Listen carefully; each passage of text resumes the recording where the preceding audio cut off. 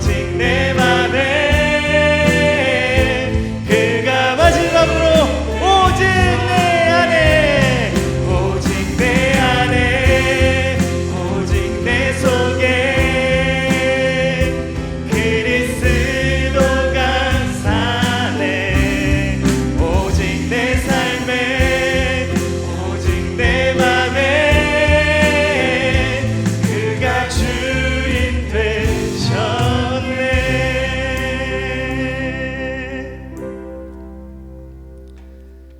되신 예수님을 믿으시면 감사하겠습니다. 예수의 길 진행하겠습니다.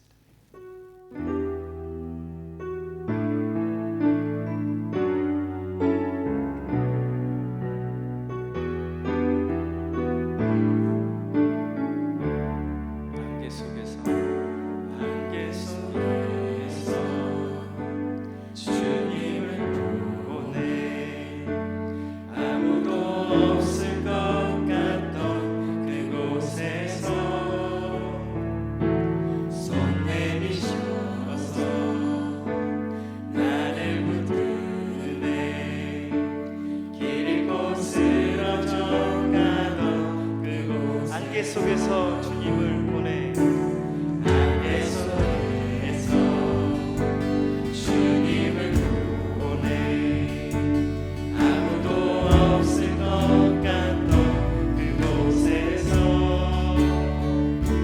손 내미셔서 나를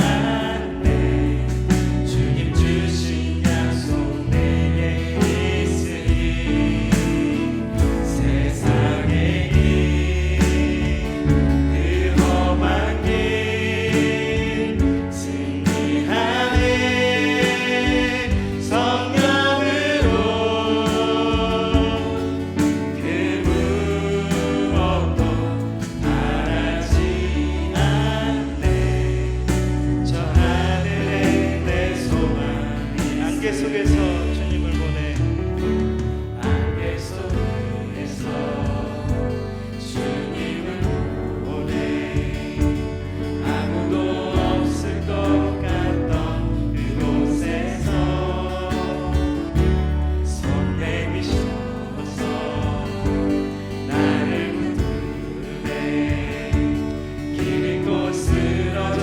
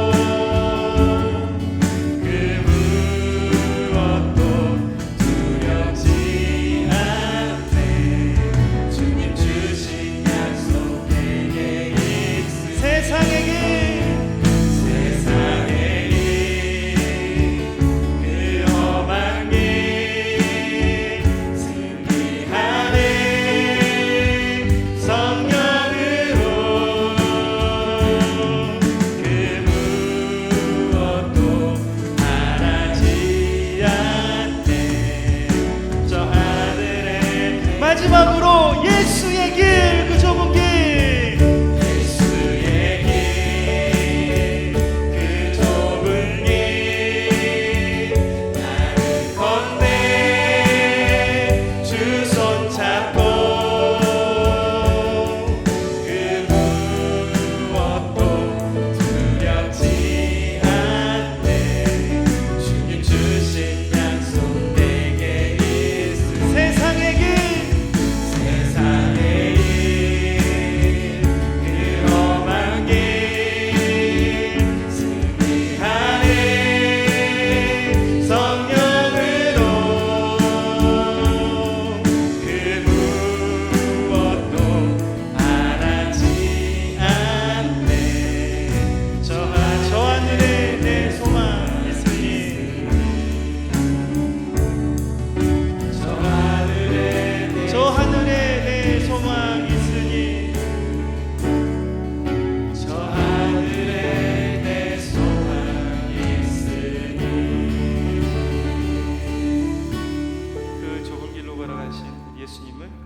기억하시면서 같이 걸어가신 여러분 되시길 바랍니다. 기도로 또 한번 나가겠습니다.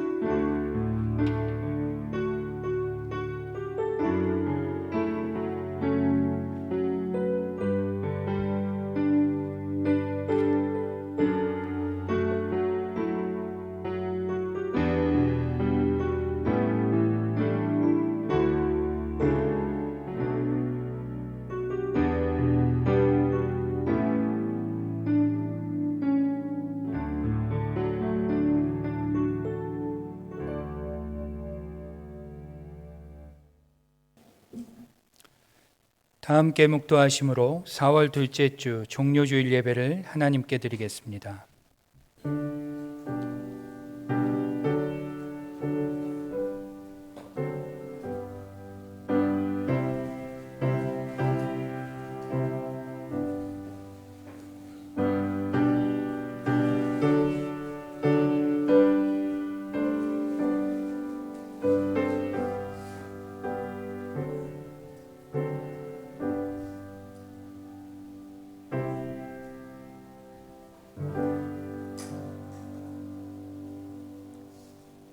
시온에 따라 크게 기뻐할지어다. 예루살렘에 따라 즐거이 부를지어다. 보라, 내 왕이 내게 임하시나니 그는 공의로우시며 구원을 베푸시며 겸손하여서 나귀를 타시나니 나귀의 작은 것 곧 나귀 새끼니라. 아멘. 우리의 죄를 대속하시기 위해 겸손의 왕으로 이 땅에 오신 예수님, 주님의 은혜와 사랑을 진실로 감사드립니다. 2000년 전 우리를 위해 예루살렘으로 죽음의 행진을 하신 주님, 오늘 우리는 주님의 그 걸음이 무색하게도 우리의 한 주는 거룩함도 정결함도 상실한 채 무분별하고 무절제하게 살았음을 고백합니다. 이 시간 이러한 우리를 불쌍히 여겨주시고 주님의 입성을 함께 기뻐하며 감사하며 감격하는 기쁨의 종료주일 예배가 되게 하여 주옵소서. 특별히 오늘을 종료주일로 우리가 지키며 2000년 전 주님의 예루살렘 입성의 의미를 다시금 생각해보고 하나님의 뜻을 발견하길 원하오니 무지한 우리에게 하나님의 지혜를 주시고 강팍한 마음에도 주님의 말씀이 심겨지게 하여 주셔서 오는 고난주간을 우리를 위해 죽으신 주님을 생각하며 마땅한 반응으로 주님께 나아가는 주님의 귀한 권속들이 되게 하여 주옵소서. 주님, 오늘도 우리의 예배를 주장하여 주옵시며 온전히 하나님께만 영광이 되어지는 예배가 되게 하여 주실 줄 믿사오며 우리 주 예수님의 이름으로 기도드리옵나이다. 아멘. 다 같이 사도신경으로 우리의 신앙을 하나님께 고백하겠습니다. 나는 전능하신 아버지 하나님, 천지의 창조주를 믿습니다. 나는 그의 유일하신 아들 우리 주 예수 그리스도를 믿습니다. 그는 성령으로 잉태되어 동정녀 마리아에게서 나시고 본디오 빌라도에게 고난을 받아 십자가에 못 박혀 죽으시고 장사된 지 사흘 만에 죽은 자 가운데서 다시 살아나셨으며 하늘에 오르시어 전능하신 아버지 하나님 우편에 앉아 계시다가 거기로부터 살아있는 자와 죽은 자를 심판하러 오십니다. 나는 성령을 믿으며 거룩한 공교회와 성도의 교제와 죄를 용서받는 것과 몸의 부활과 영생을 믿습니다. 아멘. 우리 다 함께 교독문 129번 종려주의를 함께 교독하시겠습니다. 시온에 따라 크게 기뻐할지어다. 보라, 내 왕이 내게 임하시나니 그는 공의로우시며 구원을 베푸시며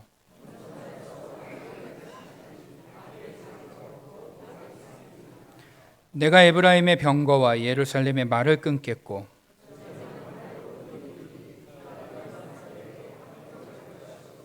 그의 통치는 바다에서 바다까지 이르고 앞에서 가고 뒤에서 따르는 무리가 소리 높여 이르되 주의 이름으로 오시는 이여 가장 높은 곳에서 호산나 하더라. 아멘. 다 함께 찬송가 38장을 하나님께 드리겠습니다.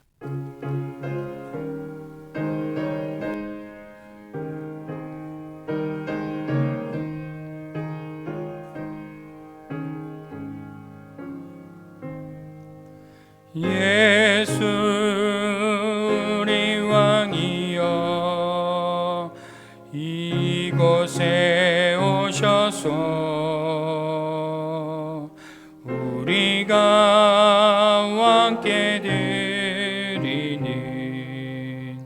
영광을 받아 주소서.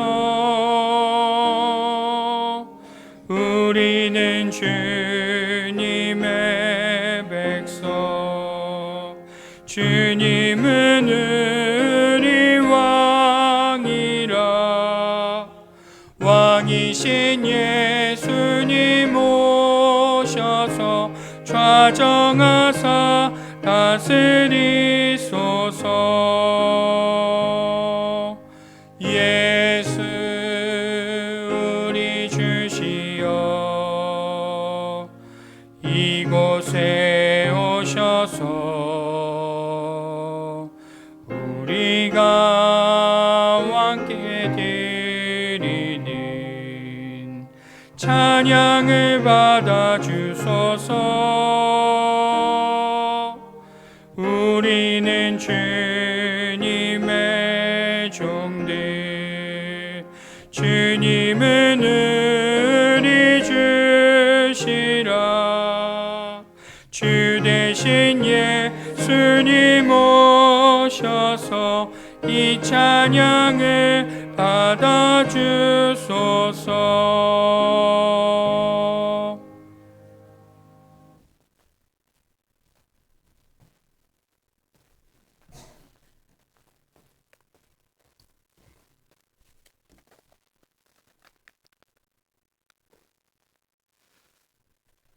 사랑과 은혜가 충만하신 하나님 아버지, 오늘도 주님의 은혜와 사랑으로 우리를 주님께 예배하는 이곳에 이끌어 주심에 감사드립니다. 이 시간 저희가 삶 속에서 하나님의 마음에 합한 삶을 살지 못한 연약함과 죄를 짓고도 죄로 인식하지 못한 죄까지 주님 앞에 고백합니다. 말씀과 성령으로 우리의 죄를 깨달을 때 우리의 체면과 사회적 위치 때문에 변명하지 않고 핑계대지 않고 죄를 인정하게 하시고 죄의 자리로 나아갈 수 없도록 도와주시옵소서. 성령님, 항상 우리 마음에 내주하여 주셔서 우리의 마음에 늘 새롭게 해 주시고 주님께서 원하시는 삶을 살아가는 우리 연합교회 성도들이 되게 하여 주옵소서. 저희 교회는 담임 목사 천빙을 위해 기도 중에 있습니다. 청빙위원들이 주님이 원하시는 뜻에 합당한 목사님을 청빙할 수 있도록 도와주시고 눈과 귀를 열어 주시어 인간의 생각과 판단으로 하는 것이 아니라 하나님께 우리의 교회를 위해 예비하신 분이 어떤 분인지 분별하여 청빙할 수 있도록 도와주시옵소서. 또한 우리 성도들도 청빙위원들을 위해 기도로 힘을 더할 수 있도록 도와주시옵소서. 이번 주 월요일부터 주님이 가신 길이라는 주제로 고난주간 특별 아침 기도회를 합니다. 힘든 생활 상황 속에서도 하루라도 주님의 고난에 동참하고자 이를 위해 기도하는 마음을 우리에게 주시옵소서. 아침에 시간을 내어 귀찮고 번거로운 일이라 생각지 않고 나를 위해 기꺼이 고난을 감당해 주신 주님의 사랑을 생각하며 받을 은혜를 기대하며 아침 기도에 나올 수 있도록 우리의 마음을 붙잡아 주시옵소서.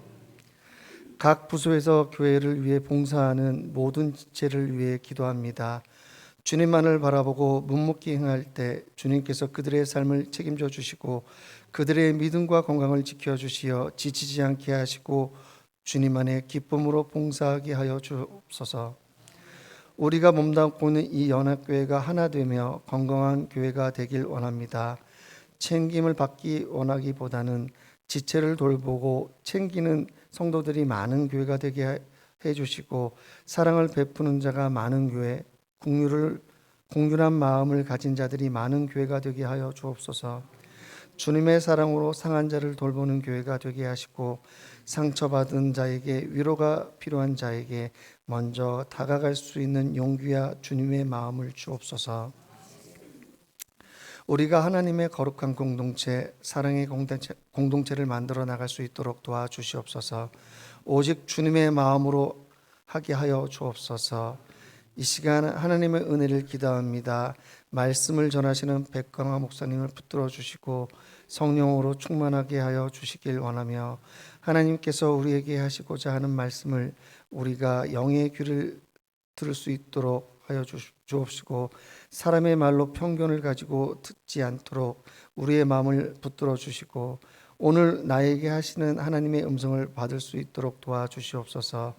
또한 한 주를 살아갈 때 우리 말씀이 매일매일을 주님과 동행하며 천국의 삶을 살아가는 가이드가 되게 하여 주옵소서. 예배 마치는 시간까지 성령님 함께해 주시고 은혜로 이 자리를 넉넉히 채워 주옵소서. 우리 주 예수 그리스도의 이름으로 간절히 기도드립니다. 아멘.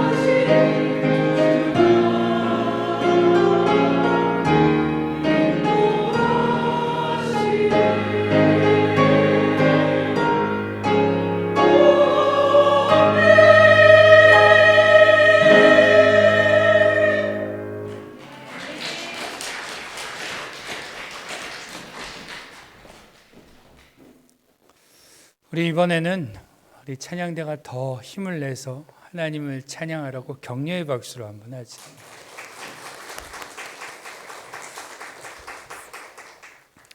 오늘 우리에게 주시는 하나님의 말씀을 보겠습니다. 하나님의 말씀은 신약 성경 마가복음 11장 1절로 11절의 말씀입니다. 신약 성경 마가복음 11장 1절로 11절의 말씀, 신약 73쪽입니다.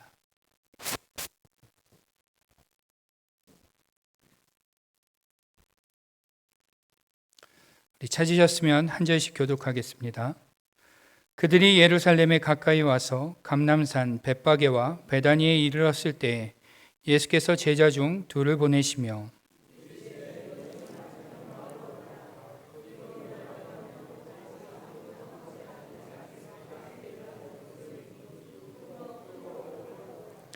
만일 누가 너희에게 왜 이렇게 하느냐 묻거든 주가 쓰시겠다 하라. 그리하면 즉시 이리로 보내리라 하시니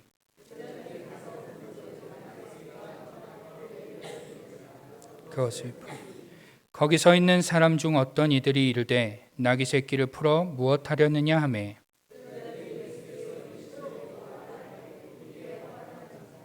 나귀 새끼를 예수께로 끌고 와서 자기들의 겉옷을 그 위에 얹어 놓음에 예수께서 타시니 자기들의 겉옷을 또 다른 이들은 들에서 벤 나뭇가지를 길에 앞에서 가고 뒤에서 따르는 자들이 소리 지르되 호산나 찬송하리로다 주의 이름으로 오시는 이여.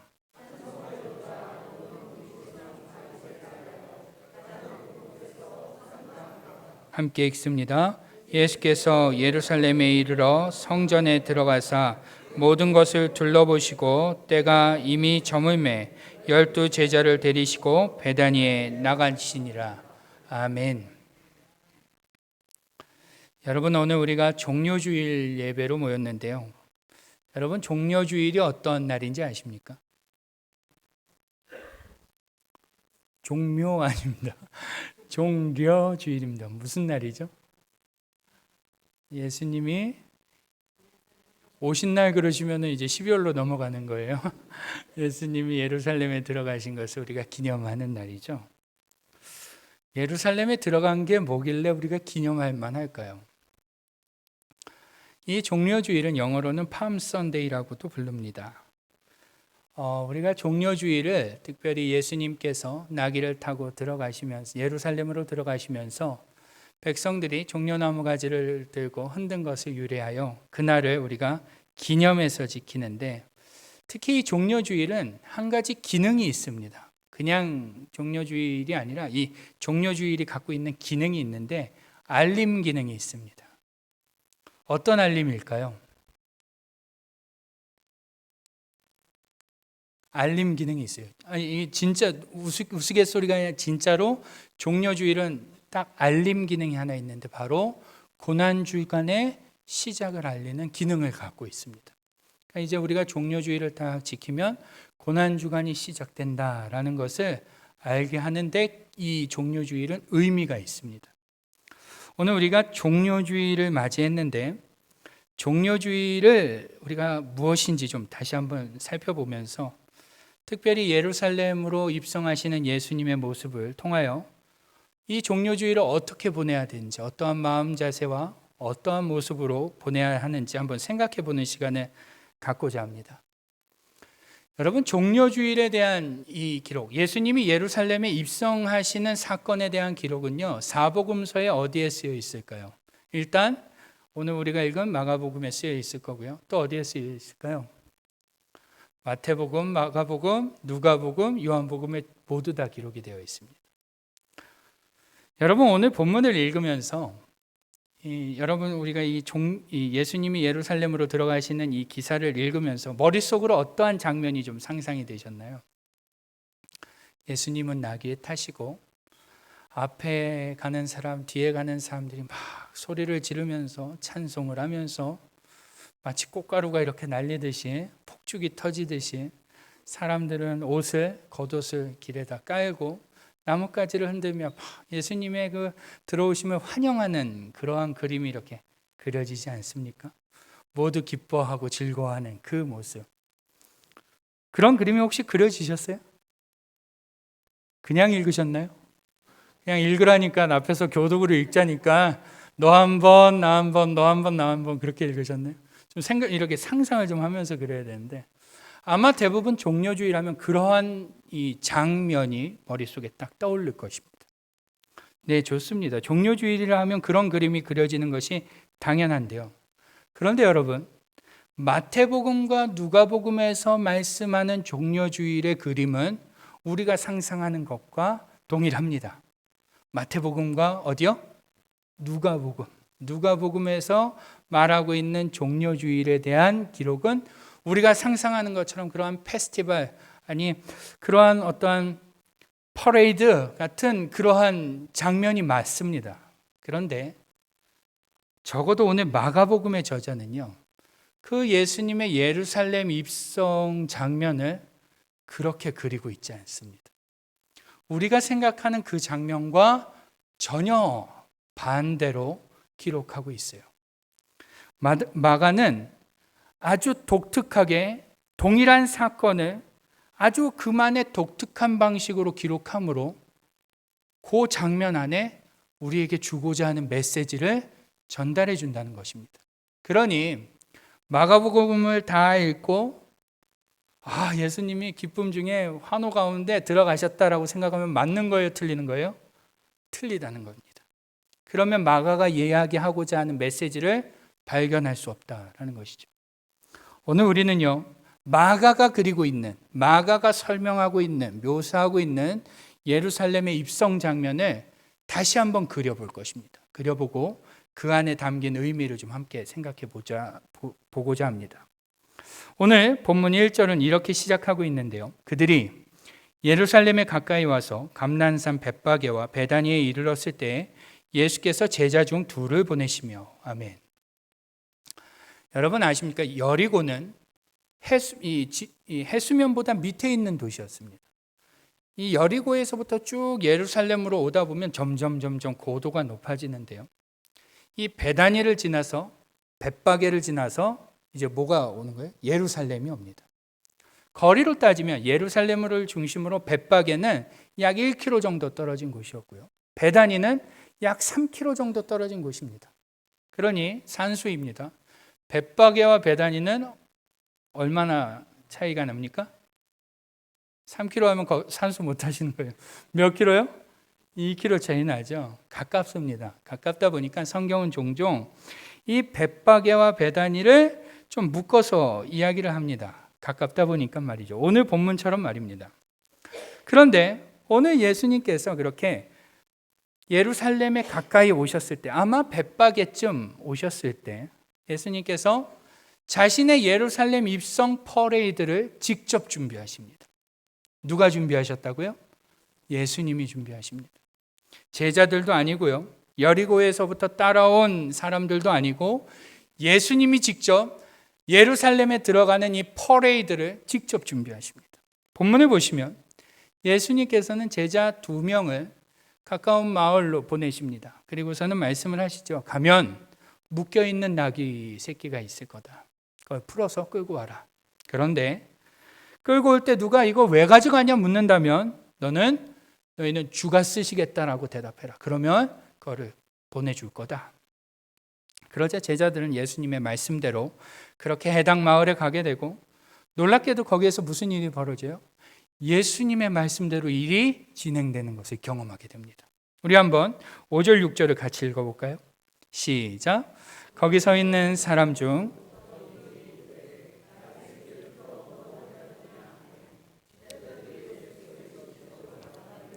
이에 허락하는지라. 아멘. 그렇습니다. 모든 것이 예수님의 말씀대로 진행되는 것을 경험하게 돼요. 예수님의 말씀대로 그 마을에 갔더니 나귀 새끼가 있었고, 예수님의 말씀대로 나귀를 풀려고 하자 어떤 사람이 그거 어디다 쓰려고 왜 그러냐라고 묻고, 예수님이 가르쳐 주신 대로 말씀하신 대로 대답하자 놀랍게도 그 나귀를 내준다는 것입니다. 그렇게 제자들은요, 무사히 나귀를 끌고 예수님 앞으로 오게 됩니다. 여러분, 이 간단한 장면이 의미하는 바가 뭘까요? 바로 이 일은 예수님께서 친히 진행하고 계신다라는 것입니다. 다른 사람이 준비하고 다른 사람이 계획하는 것이 아니라 예수님께서 이 예루살렘의 입성이라는 이 일을 친히 계획하고 준비하며 실행해 가셨다라는 것을 성경이 우리에게 증언하고 있는 것입니다. 심지어요, 여러분, 이것을 통해 예수님이 말씀하시려고 하는 것은 이렇게 예수님이 진행하심으로 예수님은 이 일을 통해 우리에게 무언가 교훈을, 메시지를 주고자 하시는 것인데, 심지어 예수님이 타신 나귀는 어떠한 나귀죠? 오늘 성경에 뭐라고 나귀를 명시합니까? 새끼 나귀죠. 또 뭐가 있습니다. 본문을 잘 보세요. 아무도 타보지 않은 나귀 새끼라고 명시합니다. 그냥 새끼가 아니라 아무도 타보지 않은 나귀 새끼라고 명시하죠. 심지어 이 나귀는요, 엄청난 나귀입니다.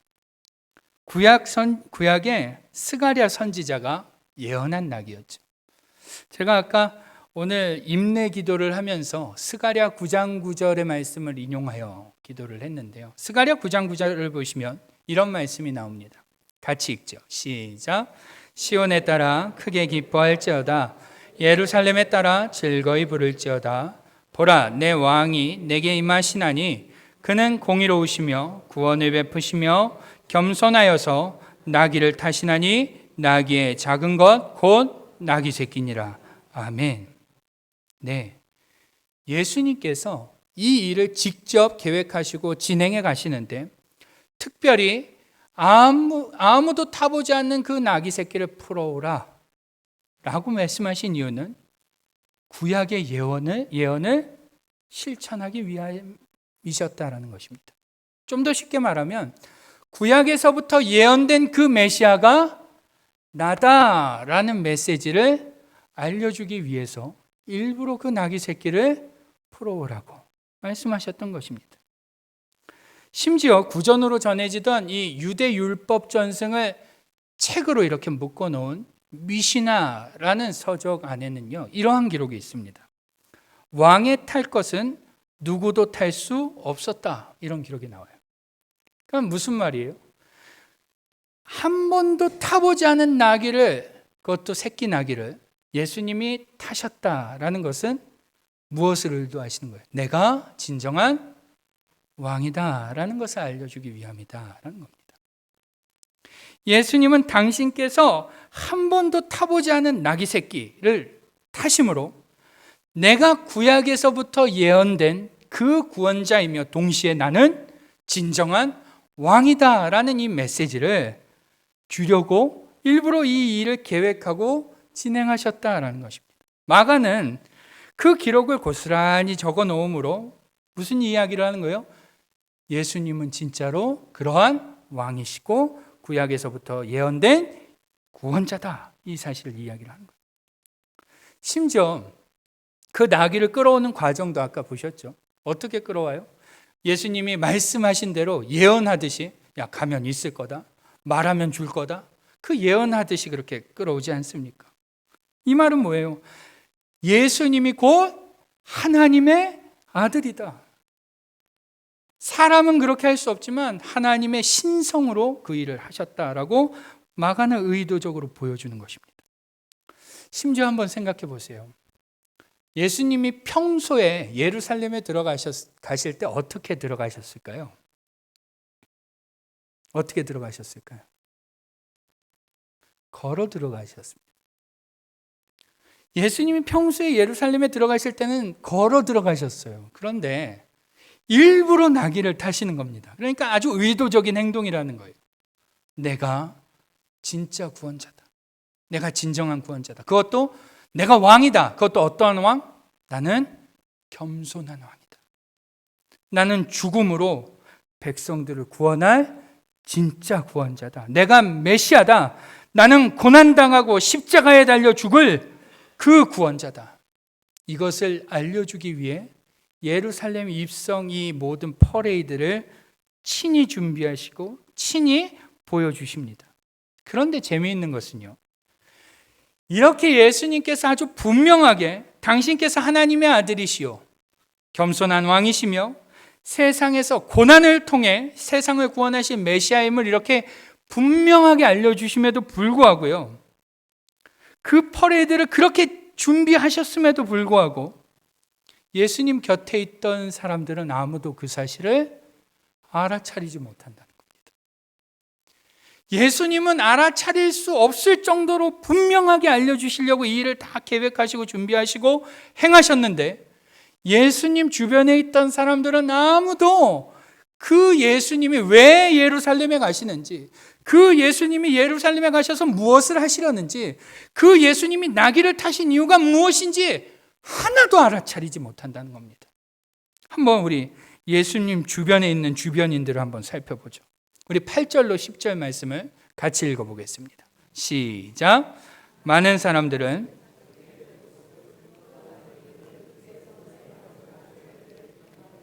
앞에서 가고 뒤에서 따르는 자들이 소리 지르되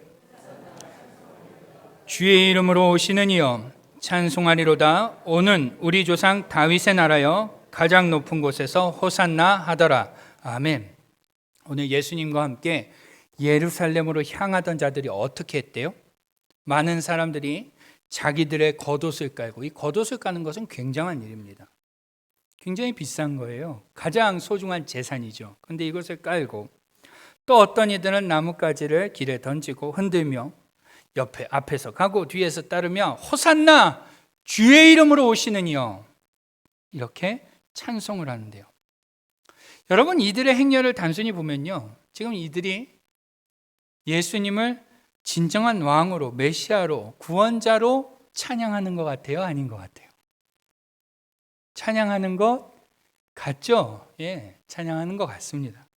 그런데요, 사실 이 장면은 그런 의미로 해석하기엔 다소 무리가 있습니다.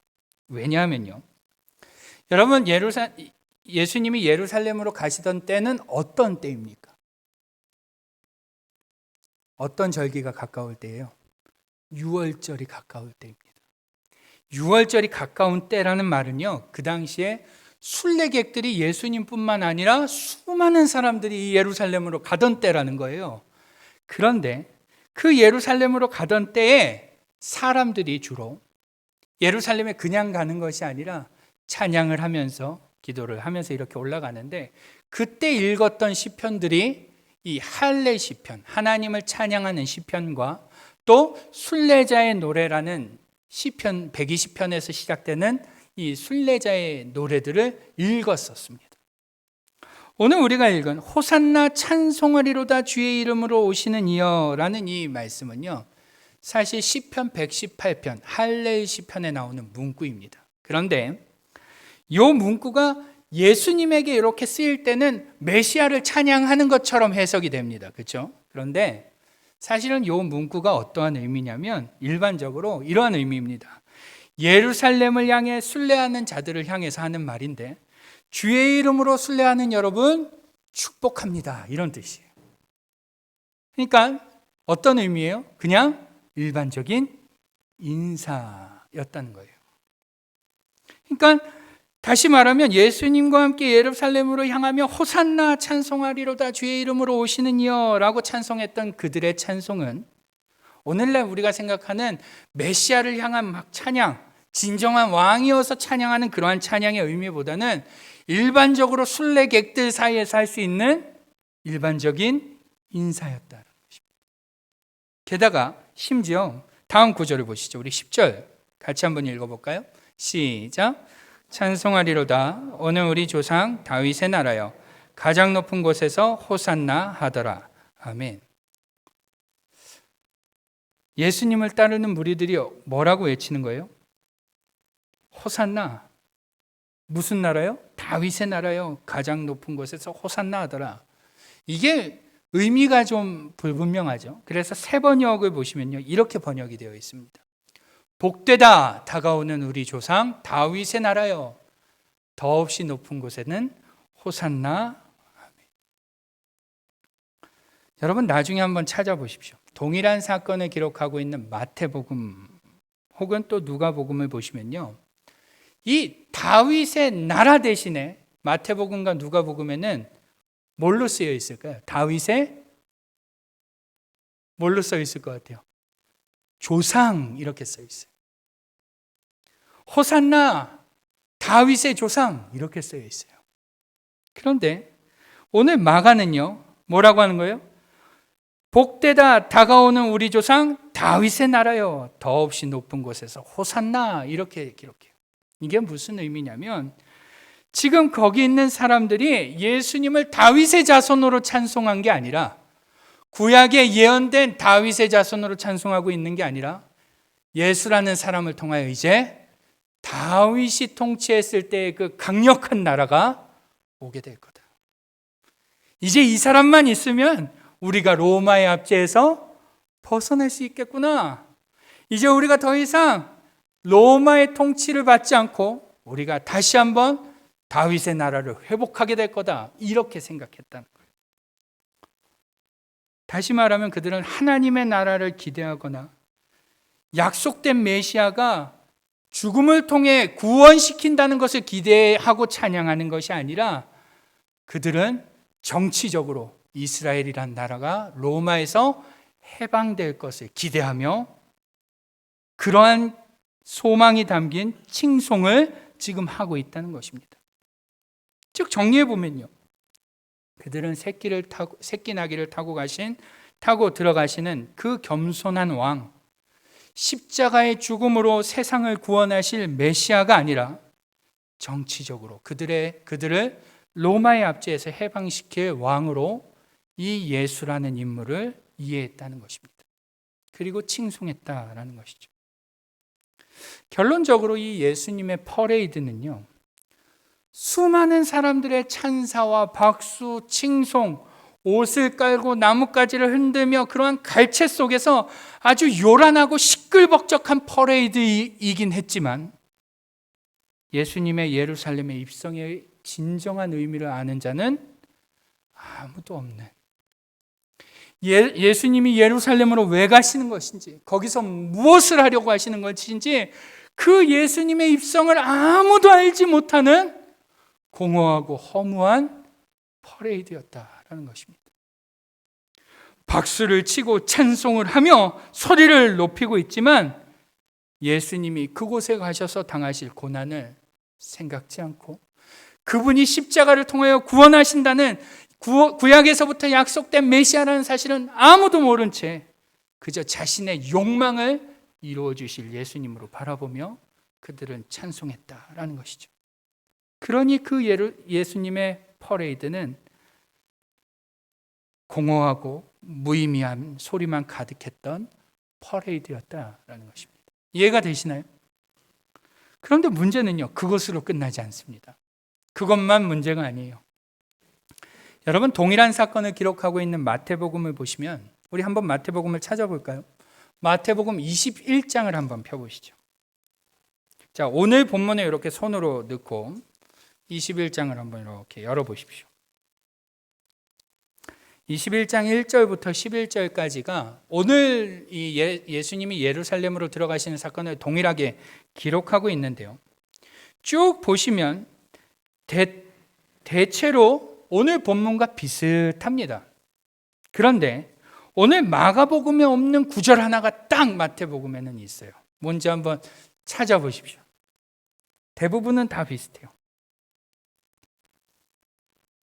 21장 1절로 11절인데요. 대부분은 다 비슷한데 마가복음에 없는 유일한 구절 하나가 딱 있습니다. 5절? 아니요, 있습니다. 예, 비슷합니다. 이거 말고. 몇 절? 11절? 예, 11절도 그렇겠네요. 그런데 이제 의미에 아주 중요한 의미를 주는 한 절이 있어요. 자, 다 피해가고 계세요. 5절, 4절, 9절, 11절. 그 사이에 하나 있어요. 우리 10절 말씀 같이 읽죠. 10절. 같이 읽겠습니다. 시작. 예수께서 예루살렘에 들어가시니 온 성이 소동하여 이르되 이는 누구냐 하거늘. 아멘. 마태의 기록에 따르면 예수님이 예루살렘에 들어가셨을 때 어땠대요? 온 성이 소동했대요. 시끌벅적했다는 겁니다. 그런데 오늘 본문 한번 보세요. 오늘 본문 마가복음 11장 10절로 11절 같이 한번 읽어보죠. 시작. 찬송하리로다 오는 우리 조상 다윗의 나라여 가장 높은 곳에서 호산나 하더라. 예수께서 예루살렘에 이르러 성전에 들어가사 모든 것을 둘러보시고 때가 이미 저물매 12제자를 데리시고 베다니에 나가시니라. 아멘. 여러분 잘 보세요. 10절에 찬송과 환호를 하고 있는 자들은 누구입니까? 예루살렘 주민인가요? 찬송하리로다 오는 우리 조상 다윗의 나라여 가장 높은 곳에서 호산나 하더라. 이거 누가 하는 말이에요? 예루살렘 주민이 아닙니다. 여리고에서부터 예수님이 예루살렘까지 가실 때 예수님을 따라서 왔던 자들, 제자들과 함께 왔던 자들, 앞에서 소리 지르고 뒤에서 소리 지르면서 그렇게 예루살렘까지 왔던 자들의 소리예요. 10절은. 그리고 11절에 딱 하면 뭐라고요? 예수께서 예루살렘에 이르러 성전에 들어가서 모든 것을 둘러보시고 때가 이미 저물매 12제자를 데리시고 베다니에 나가시니라. 예루살렘 주민들의 반응이 있어요, 없어요? 없다는 거예요. 실제로 반응하지 않았다는 게 아니에요. 마가는 일부러 예루살렘 주민들이 예수님께 반응했다라는 기록을 일부러 빼는 거예요. 왜 뺄까요? 일부러 쓰지 않는 거예요. 왜요? 간단합니다. 그 이유는 바로 이 유대인들이, 이스라엘 백성들이 이만큼 무지했다. 이들이 이만큼 무관심했고 부패했다라는 메시지를 주고 싶은 거예요. 이 예수님이 들어가실 때 아무도 반응하지 않은 것처럼 일부러 쓰고 있어요. 유대인들이 아무도 반응하지 않은 것처럼 말이죠. 그들이 이처럼 구원자가 눈앞에 있음에도 불구하고 어두웠다라고 말하고 싶은 겁니다. 그래서 일부러 그 장면을 묘사하지 않고 있는 것입니다. 마치 이 장면 하나를 통해서 진정한 구원자가 그들의 성에 들어왔음에도 불구하고 구약의 예언대로 그들의 성에 들어왔음에도 불구하고 그를 알아보는 자는 아무도 없었다라는 것처럼 쓰고 있는 거예요. 지금 그렇게 이들이 이렇게 영적 장님과 같은 상태였다라고 고발하고 있는 것입니다. 동시에 성경을 잘 보세요. 10장을 한번 보실까요? 우리 본문 바로 앞에 10장 46절로 52절을 보시면 누가 나옵니까? 10장 46절로 52절 바로 앞에 누가 나와요? 바디메오. 이 바디메오는 이름이 아닙니다. 바가 누구누구의 아들이라는 뜻이에요. 그러니까 디메오의 아들이라는 사람이 있는데 이 디메오의 아들이 특징이 뭐예요? 맹인이라는 겁니다. 맹인이에요. 보지 못하는 사람이에요. 그런데 잘 보세요. 이 맹인 바디메오가 유일하게 예수 그리스도를 뭐라고 부르죠? 48절 소리질러 이르되 다윗의 자손이요. 이런 얘기예요. 마가가 아주 일부러 쓰는 거예요.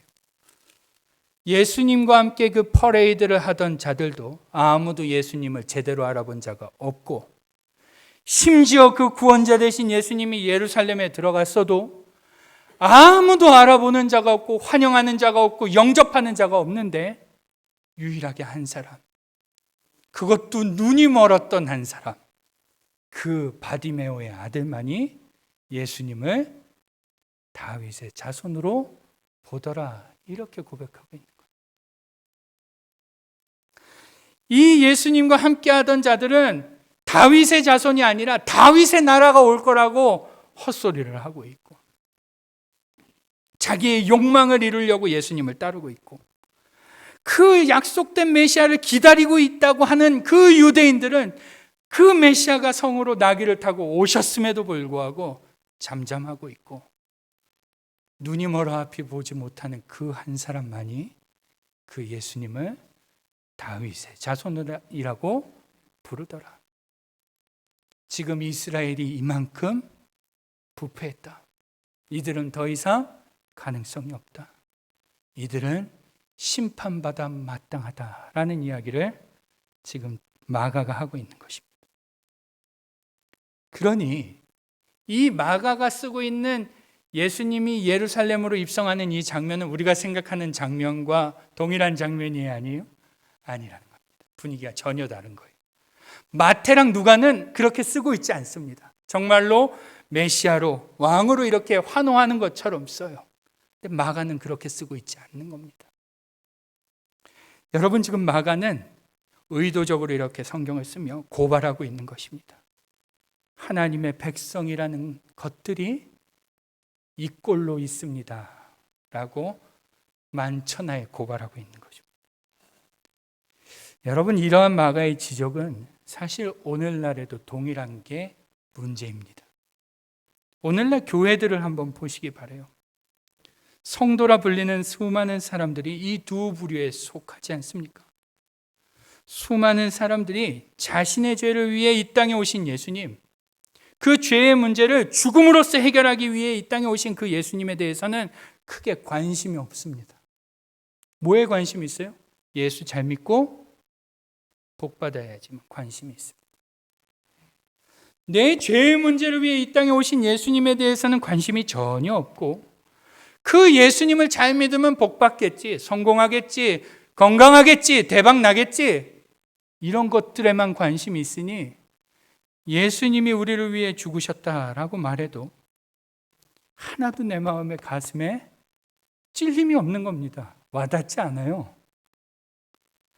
그분을 따를 때 주어지는 축복만 누리고자 하니 예수님이 아무리 우리를 위해 죽으셨다 해도 우리의 마음은 밍숭밍숭한 것입니다. 아무리 주님께서 인자가 고난을 받아야 할 거다라고 수도 없이 말씀을 하셨어도 앞에서 나뭇가지를 흔들며 옷을 깔며 환호했던 그들과 같이 굉장히 많은 성도라 불리는 자들이 자기가 믿고 싶은 대로 예수를 믿는다라는 것입니다. 그들은 보고 싶은 대로 보고 믿고 싶은 대로 믿기에 예수님의 고난에 동참하기는커녕 그분이 나 때문에 고난받았나? 라는 생각까지도 합니다. 그러니 아무리 그분이 우리의 죄를 위해 매를 맞고 십자가에 달려 죽으셨다고 말해도요, 여전히 그들에게는 어떠한 감흥도 찔림도 죄책감도 없는 것입니다. 한 부류가 그러한 부류예요. 또 한 부류는 어떠한 부류일까요? 또 한 부류는요, 오늘 본문의 예루살렘의 주민들과 같은 부류입니다. 예수님이 나의 죄의 문제 때문에 이 땅에 오셨음에도 지독하게 무관심합니다. 그 예수님께 반응하지 않아요. 그들은 대다수가 바쁘고 분주하다는 이유로 예수님께 무관심과 무시, 외면으로 반응합니다.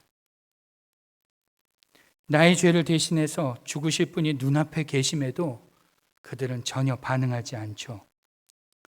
그 예수님께 감사도 회개도 어떠한 신앙적 결단도 반응도 하지 않습니다.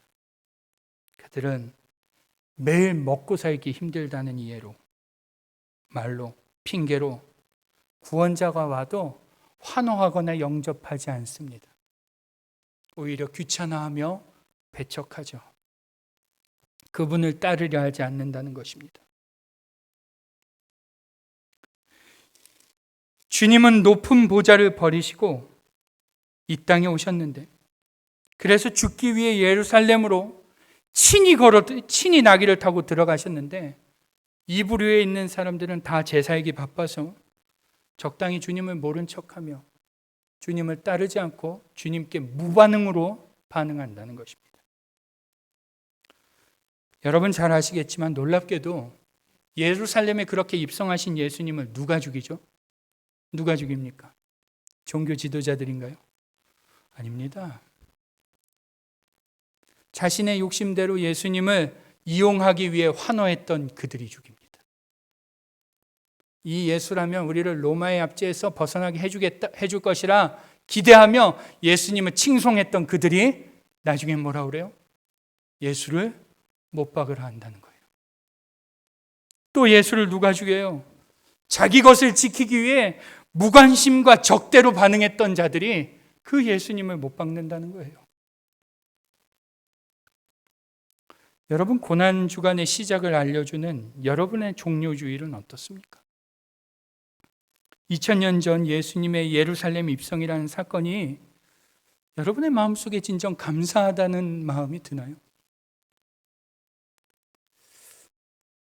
주님이 내 죄 때문에 당하신 고난으로 인해 아픈 마음을 붙잡고 주님의 고난을 묵상하며 철저한 회개로 나아가고자 하는 그런 각오와 다짐이 여러분에게는 있습니까?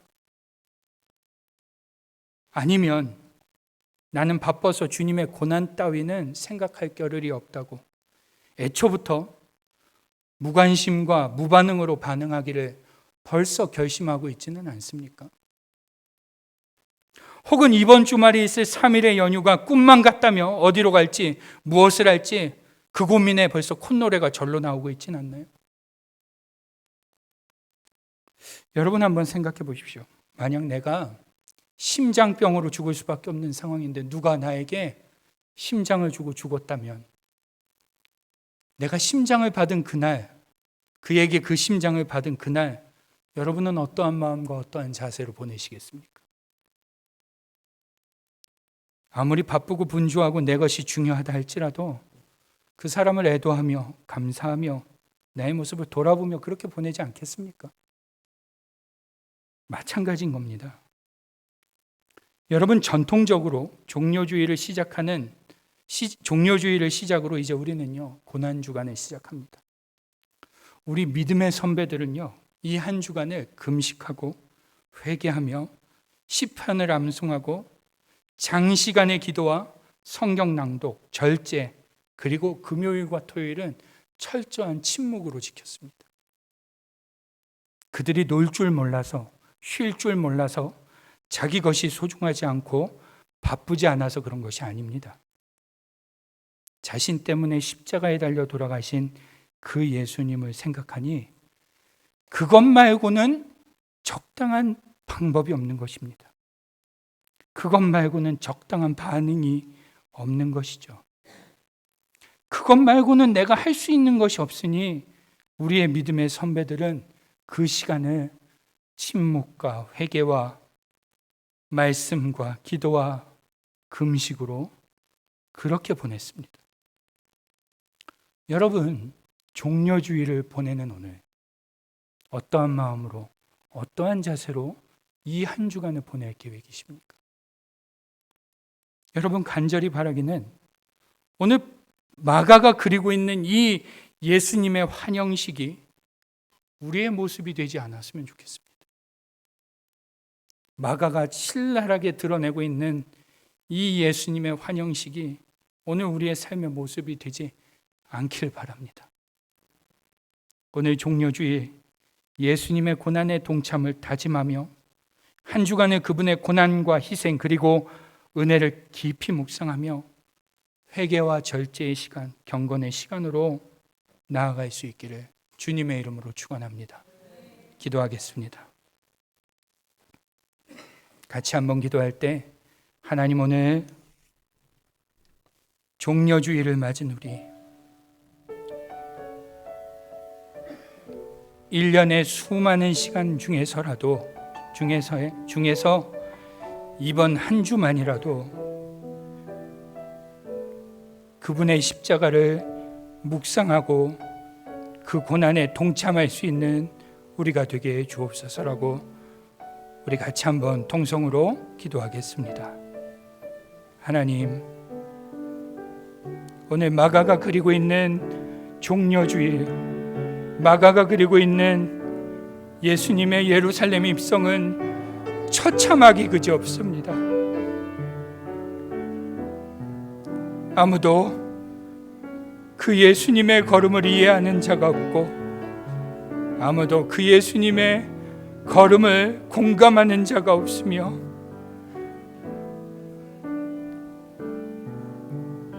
우리 예수님의 그 입성이 주는 의미를 생각하는 자가 없습니다. 누구도 환영하지 않고 누구도 영접하지 않는 그 쓸쓸한 그 예루살렘 입성을 오늘 마가는 우리에게 보여주고 있습니다. 하나님, 오늘 우리가 혹 그러고 있지는 않습니까?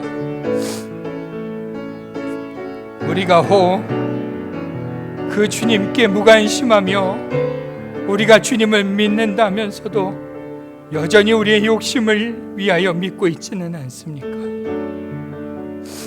하나님, 이번 한 주간이 하나님 고난 주간답게 지낼 수 있게 하여 주옵소서. 1년에 365일이라는 그 많은 시간 동안 우리는 이 한 주간도 주님을 위해 구별하지 못하면 도대체 무엇이 우리를 그리스도인이란 말할 수 있게 하겠습니까? 주님, 이 종려주의를 지내며 하나님, 이번 한 주를 어떻게 살아야 할지, 어떠한 모습과 어떠한 마음으로 어떠한 자세로 살아내야 할지 고민할 수 있게 하여 주옵소서. 그 은혜가 오늘 우리에게 있게 하여 주옵소서.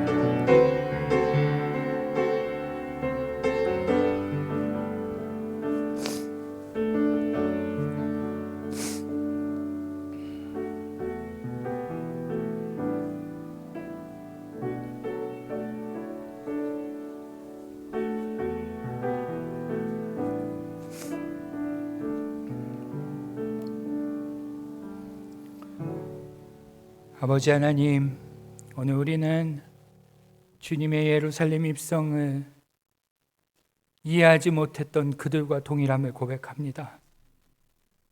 우리는 우리의 욕망을 위해 주님을 따르며 우리는 죄의 문제를 위해 이 땅에 오신 그 예수님에게는 관심이 없음을 주님 고백합니다. 하나님, 오늘 그럼에도 불구하고 그러한 우리를 위하여 예루살렘으로 향하신 우리 주님, 오늘도 그 주님의 은혜와 사랑을 기억하며 이번 한 주를 그 고난에 동참하며 묵상하며 회개하며 나아가길 소망하오니 하나님, 이번 한 주간 더 깊이 주님을 경험하는 귀한 시간이 되게 하여 주옵소서. 마가가 보여주고 있는 예루살렘 입성의 모습이 우리의 모습과 같지 않게 하여 주시고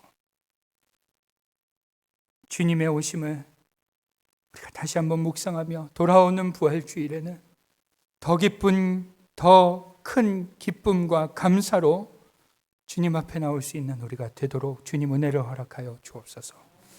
그러한 은혜가 있기를 소망하며 예수님의 이름으로 기도드립니다. 아멘. 우리 다 함께 주를 위한 이곳에 찬양하시겠습니다. 우리 가사를 생각하며 같이 한번 찬양하겠습니다.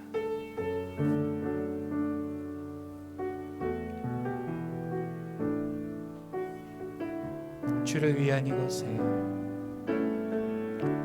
주를 위한 이곳에 예배하는 자들 중에 그가 찾는 이 없어 주님께서 슬퍼하시네. 주님이 찾으시는, 주님이 찾으시는 그 한 사람, 그 예배자. 내가 그 사람 되길,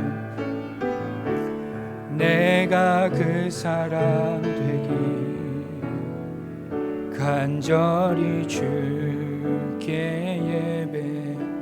주내로 이곳에 서 있네. 주 임재에 엎드려 절하네. 그 어느 것도 난 필요 없네. 주님만 경배해. 주내로 이곳에 서 있네. 주 임재에 엎드려 절하세. 그 어느 것도 난 필요 없네. 주님만 경배. 그 어느 것도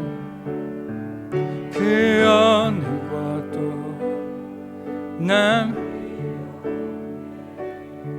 주님만 경배해. 드려진 예물을 위해서 기도하겠습니다. 하나님, 오늘도 우리가 주님의 은혜에 반응하고 주님의 구원의 역사에 감격하여 우리의 것들을 구별하여 하나님 앞에 가지고 나옵니다. 하나님, 적은 것이지만 주님 기쁘게 받아주시고 이 예물 안에 주님을 향한 헌신과 주님을 향한 결단과 다짐들이 녹아지는 아름다운 예물이 되게 하여 주옵소서. 하나님, 오늘도 우리 중에 궁핍하여 주님께 드리지 못하는 자들이 있습니까? 사랑하는 주님, 저들에게도 더 크신 은혜와 긍휼을 더하여 주시고 하나님, 나누어 주고 베풀며 구워 줄 수 있는 자들로 서게 하여 주옵소서. 하나님, 사랑하는 교회가 이 예물을 집행할 때마다 하나님의 영광이 드러내게 손색 없게 사용하게 하시고 하나님의 생명 살리는 일에 적극적으로 사용할 수 있게 하시며 하나님, 부으시고 채우시는 그 하나님의 손길을 경험하는 교회 될 수 있도록 은혜를 허락하여 주옵소서. 하나님, 이번 한 주간 이제 고난 주간이 시작됩니다. 하나님, 이 한 주간 동안 동행하여 주시고 주님의 십자가 사랑을 더 깊이 깨닫는 귀한 은혜가 있는 그러한 한 주 되게 하여 주옵소서. 그렇게 역사하실 하나님을 찬양하며 우리 주 예수님의 이름으로 기도드립니다. 아멘.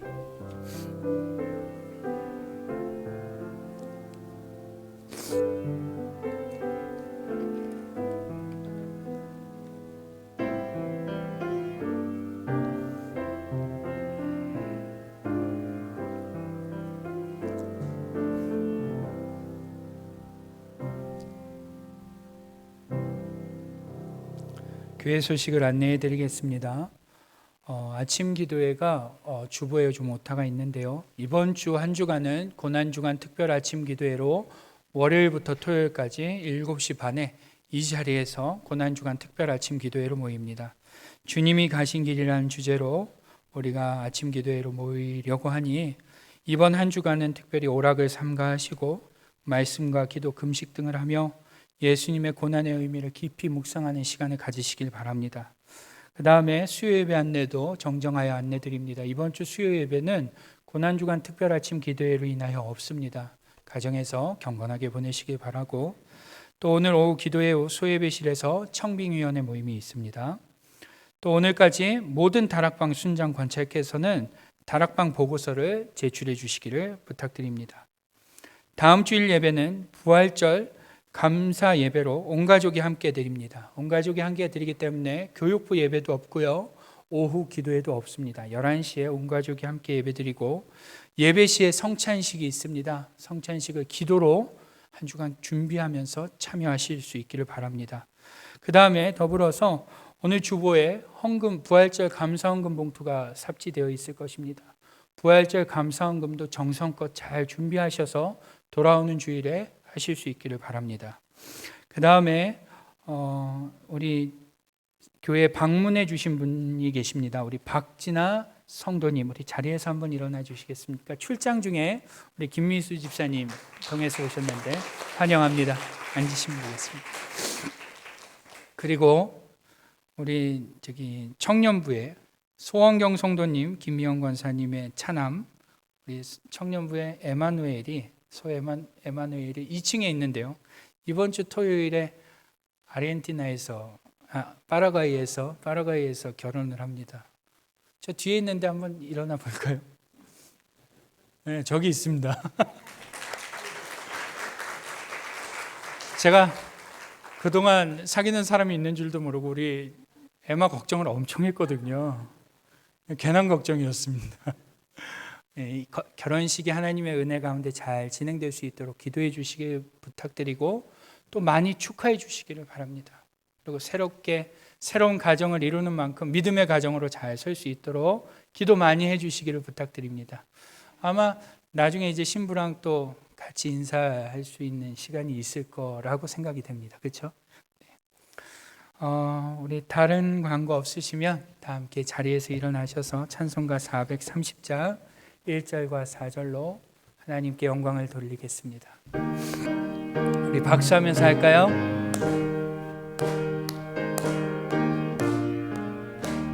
주와 같이 길 가는 것 즐거운 일 아닌가. 우리 주님 걸어가신 발자취를 밟겠네.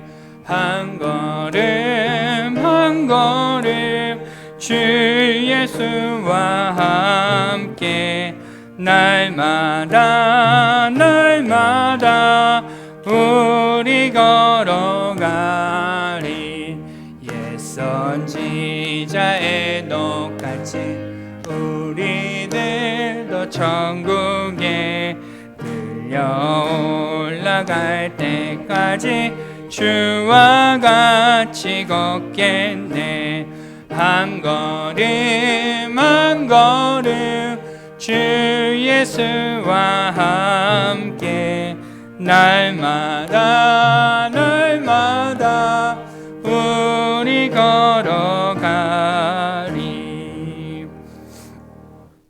지금은 우리의 구주가 되시는 예수 그리스도의 은혜와 아버지 하나님의 크고 놀라우신 사랑하심과 성령님의 감화 감동 내주 역사하심이 이제 오늘부터 시작되는 귀한 고난 주간을 주님의 십자가를 묵상하며 그 고난에 동참하며 회개와 경건으로 기도와 말씀으로 금식과 절제로 그렇게 살아내기를, 그렇게 묵상하며 이 한 주간에 주님의 십자가를 묵상하며 살기를 결단하며 돌아가는 우리 사랑하는 연합교회 모든 성도님들 머리 위에, 저들의 직장과 가정과 자녀들의 머리 위에, 특별히 출장 중에 방문한 박진아 자매님과 또 이번 주 토요일에 결혼을 하는 우리 에마누엘 형제 위에 지금부터 영원토록 함께 계시기를 간절히 축원하옵나이다. 아멘.